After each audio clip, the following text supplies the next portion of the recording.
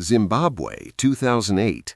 A loaf of bread cost $300 billion, yet some assets retained full value, while others evaporated overnight.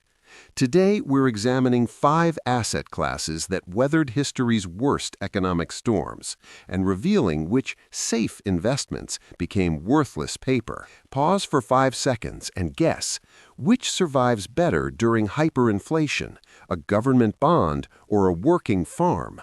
Drop your answer below. Physical gold, the 5,000-year survivor. Why has gold maintained purchasing power through every major collapse in recorded history? During the Weimar Republic's hyperinflation of 1923, a single gold coin could buy an entire city block of real estate, while a wheelbarrow of paper marks couldn't purchase bread. Gold's scarcity and universal recognition made it the ultimate store of value when government currencies disintegrated. In Zimbabwe's 2008 collapse, citizens with even small amounts of gold traded it for food, fuel, and safe passage out. The metal's density meant wealth was portable. Here's the critical insight. Gold doesn't generate income, but it preserves purchasing power across currency resets. During the 1990s post-Soviet collapse, Russians traded gold jewelry for months of groceries when rubles became worthless overnight. Productive farmland. Food never goes out of style. Picture this. Your neighbor owns stocks worth millions on paper. You own 10 acres of farmland.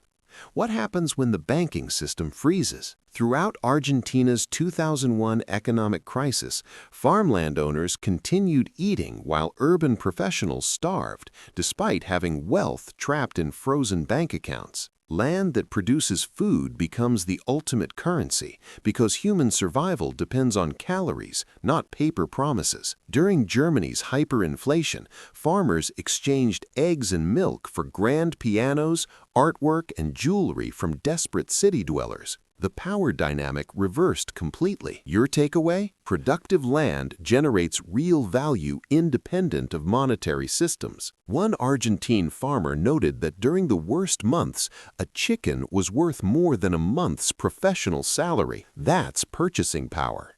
Essential skills and human capital, the unconfiscatable asset.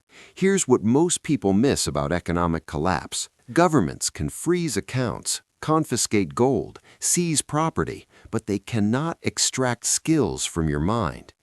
During Venezuela's ongoing crisis, doctors, electricians, and mechanics became the new wealthy class despite earning worthless bolivars.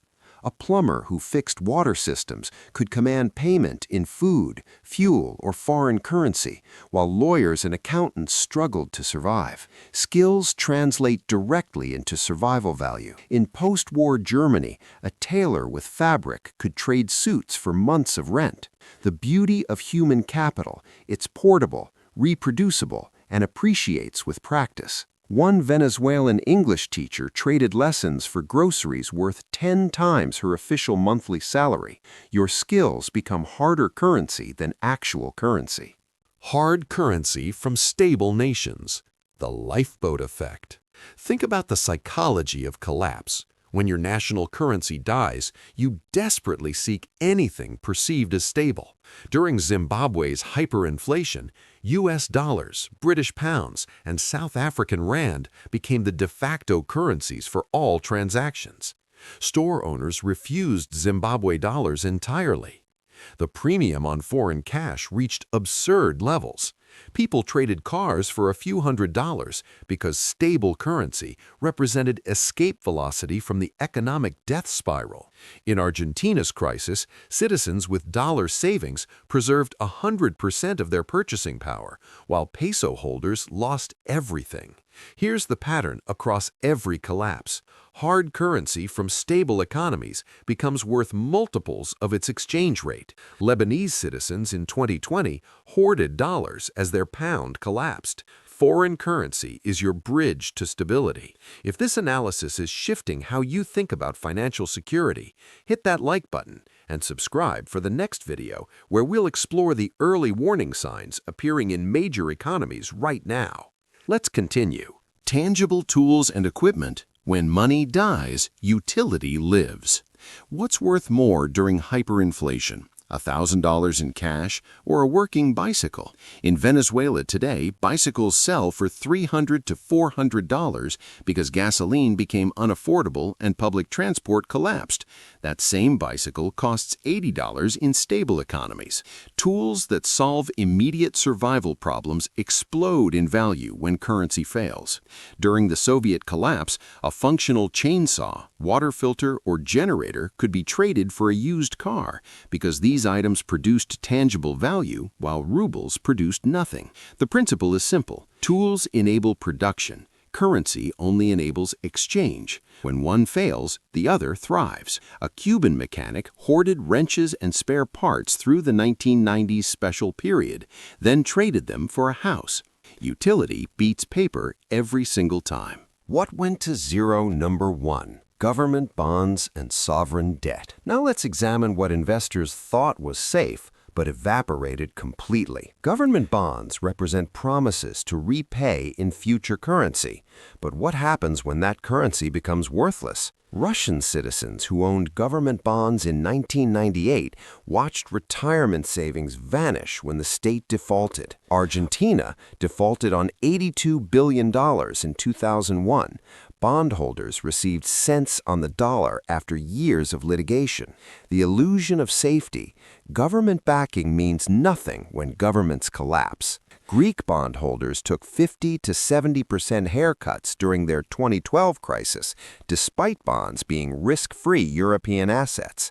Here's the brutal truth. A promise denominated in dying currency is expensive toilet paper. Venezuelan government bonds trade at 10 cents on the dollar today. That's a 90% wipeout. What went to zero? Number 2. Bank deposits and savings accounts. Picture opening your banking app and seeing your life savings, but you can't withdraw it. During Cyprus's 2013 banking crisis, depositors lost up to 47.5% of savings above 100,000 euros through bail-ins. Governments seized deposits to rescue failing banks. Greeks faced capital controls, limiting withdrawals to 60 euros daily while money evaporated inside frozen accounts. The harsh reality: your bank balance is just a digital promise. When banks collapse or governments panic, that promise breaks instantly. Argentine savers in 2001 had dollar deposits forcibly converted to pesos at terrible rates, losing 75% of purchasing power overnight. Lebanese citizens today cannot access deposits, despite seeing balances on screens. A number on a screen means nothing without extraction ability. Digital wealth is phantom wealth during crisis. What went to zero? Number 3. Domestic currency and cash holdings. Here's the most devastating wipeout of all: the currency itself becoming worthless paper. Zimbabwe printed $100 trillion notes that couldn't buy bus fare. Citizens used currency bricks as doorstops because they had more utility as building materials than money. Hungary holds the all-time hyperinflation record.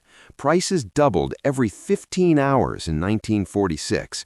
Imagine buying breakfast and finding lunch costs twice as much. In Venezuela, people stopped counting cash and started weighing it on scales because individual bills became meaningless. The bolivar lost 99.9% of its value. Workers demanded payment in food instead of currency. One Venezuelan described using a month's salary to buy a single chicken. Cash under your mattress isn't safety. It's a melting ice cube when the central bank loses control. The diversification myth during collapse. Financial advisors love saying diversify across asset classes, but here's what they don't tell you. During systemic collapse, correlations go to 1. Everything moves together, downward. In 2008, investors who thought they were diversified across stocks, bonds, and real estate watched all 3 crater simultaneously. The only assets that held were gold and treasury bonds. During Argentina's collapse, diversification within the domestic economy meant diversifying your losses across multiple zeros. The uncomfortable truth: geographic and currency diversification matters more than asset class diversification when systems fail. A Russian in 1998 with rubles diversified across stocks, bonds, and real estate ended up equally broke. Diversification within a sinking ship just means drowning in different cabins. True protection requires assets outside the collapsing system entirely. The barter economy reality check. Everyone romanticizes returning to barter during collapse, but reality is far messier. Barter only works with coincidence of wants.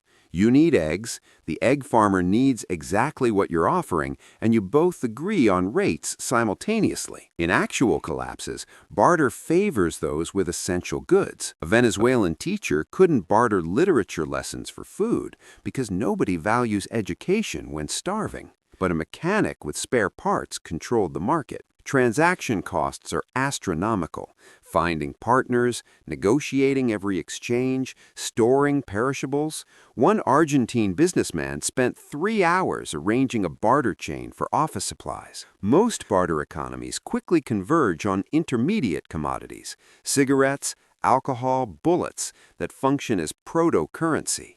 Pure barter is a temporary, chaotic mess, not a sustainable system. Modern parallels you're ignoring. Think collapse only happens to other countries with corrupt governments? Lebanon was the Switzerland of the Middle East until 2019. Stable banking, educated population, thriving economy. Then everything unraveled in 18 months. Cyprus was an EU member with deposit insurance when bail-ins wiped out savers. Greece pioneered democracy and joined the Eurozone before requiring international bailouts.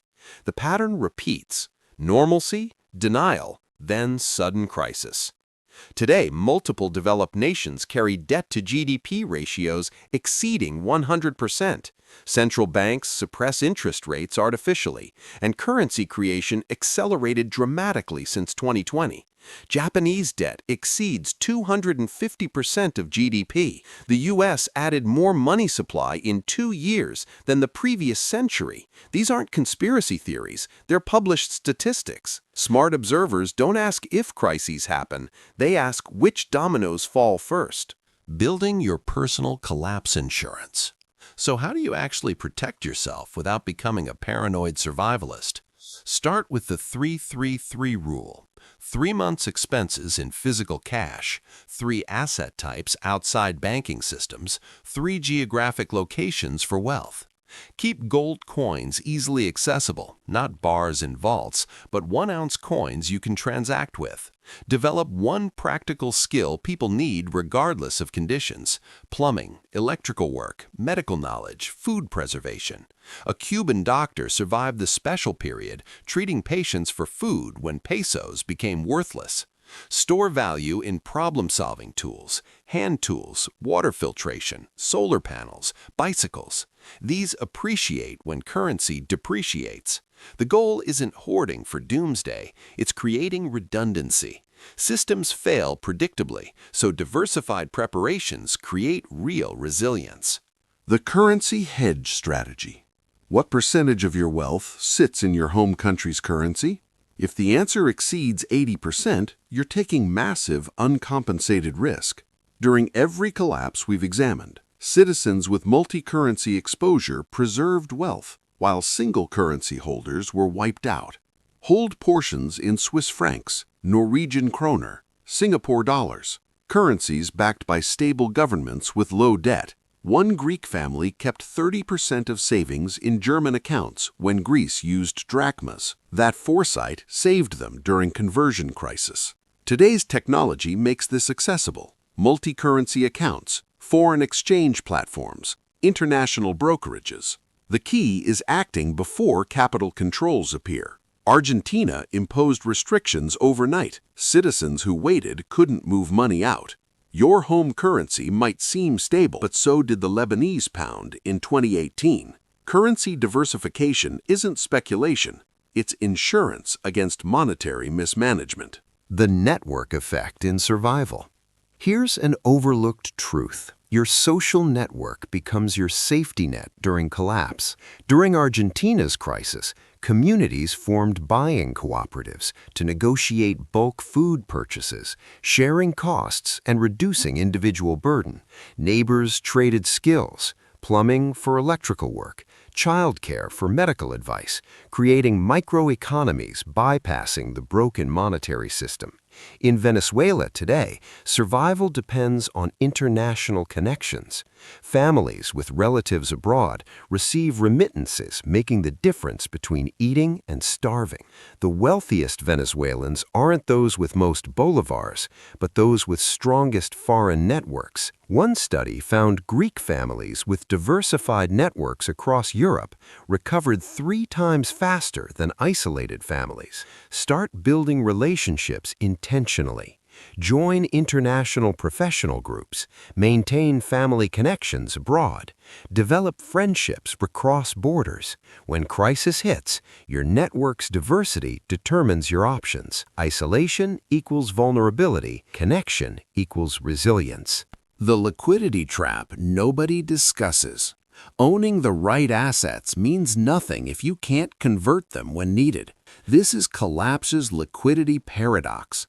Assets surge in value but become impossible to sell at fair prices. A Venezuelan with a house watched its dollar value hold, but finding buyers with actual dollars took months while he needed food immediately. During Russia's 1998 crisis, gold owners accepted 40% below spot prices because no individual buyers existed. Illiquid wealth is phantom wealth during crisis. The solution? Layer protection with varying liquidity levels. Keep gold coins, not just bars. Own smaller denomination assets. A 10-ounce gold bar is harder to transact than 10 1-ounce coins. Same with real estate. Multiple small properties outperform one large estate for liquidity. When crisis hits, you need what exchanges quickly, not what's theoretically valuable. Timing the untimable. Everyone asks, when should I start preparing? The honest answer, yesterday. The practical answer, when you see specific warning signs. Watch for capital controls being discussed publicly. Once mentioned, you have 3 to 6 months before implementation. Monitor your country's debt to GDP ratio. Anything above 130% historically precedes crisis within a decade. Track foreign exchange reserves. When they decline rapidly, currency trouble follows within 12 to 24 months. Argentina's reserves dropped 30% the year before 2001's collapse. Venezuela's fell 50% before the Bolivar's death spiral. Pay attention to wealthy citizens emigrating quietly. The ultra-rich have better information and move first. When property prices in elite neighborhoods fall despite official inflation staying low, that's your signal. The challenge isn't knowing signs, it's having courage to act when everything seems normal. Normalcy is the trap. The psychology of denial. Why do people ignore obvious warnings until it's too late? Normalcy bias is humanity's most expensive cognitive error. In every collapse, citizens saw the same signals but convinced themselves it can't happen here. Germans in 1922 believed hyperinflation was temporary. Argentines in 2000 trusted their peso's dollar peg. Venezuelans in 2012 dismissed Chavez's policies as manageable. The pattern is universal. Denial, partial acknowledgement, panic. By the panic phase, protective measures become impossible. Banks close, capital controls activate, borders restrict movement. One psychologist studying the Argentine crisis found families who prepared early felt slightly more stressed initially, but were 80% more financially stable during actual collapse. Your brain rationalizes inaction because facing uncomfortable truths creates anxiety. But that anxiety is nothing compared to watching life savings evaporate because you waited for certainty. Certainty arrives when it's too late to act. The generational wealth transfer during collapse. Here's the brutal reality nobody discusses openly. Economic collapses create the largest wealth transfers in human history. Assets don't disappear, they change hands from unprepared owners to those positioned correctly. During the 1930s Great Depression, families with cash bought foreclosed properties for pennies. Those assets became generational wealth. Post-Soviet oligarchs acquired state industries at absurd discounts during privatization chaos. After Argentina's 2001 crisis, foreign investors and prepared locals purchased distressed assets that multiplied in value within 5 years. This isn't about being predatory, it's understanding that crisis creates opportunity for those with preserved purchasing power. One Venezuelan businessman who kept 40% of wealth in dollars before collapse now owns multiple businesses purchased from desperate sellers at fractions of real value. He provided liquidity when no one else could. Sellers needed dollars for food and medicine. The uncomfortable truth? Your goal isn't just survival, but positioning. Those who preserve wealth through collapse emerge with massive purchasing power when valuations bottom. Greek investors who bought real estate in 2012 to 2015 saw 200 to 300% returns by 2020. The key is maintaining optionality, having preserved resources when others become forced sellers. This is why the wealthy get wealthier during crises. They understand the cycle. Your choice? Be forced to sell at the worst time or be positioned to buy when everyone else panics. Throughout history, the same patterns repeat with eerie precision. Assets with intrinsic utility, gold, land, skills, tools, stable foreign currency, preserve wealth when paper promises evaporate. Meanwhile, government bonds, bank deposits, and domestic currency have zeroed out in every major collapse. The difference between survivors and victims wasn't luck. It was understanding which assets retain value when systems break. In our next video, we're examining the early warning indicators appearing in major economies right now. The same signals that preceded every collapse we've discussed today. The signs are already visible if you know where to look. Make sure you're subscribed, because understanding what's coming is the first step to protecting what you've built.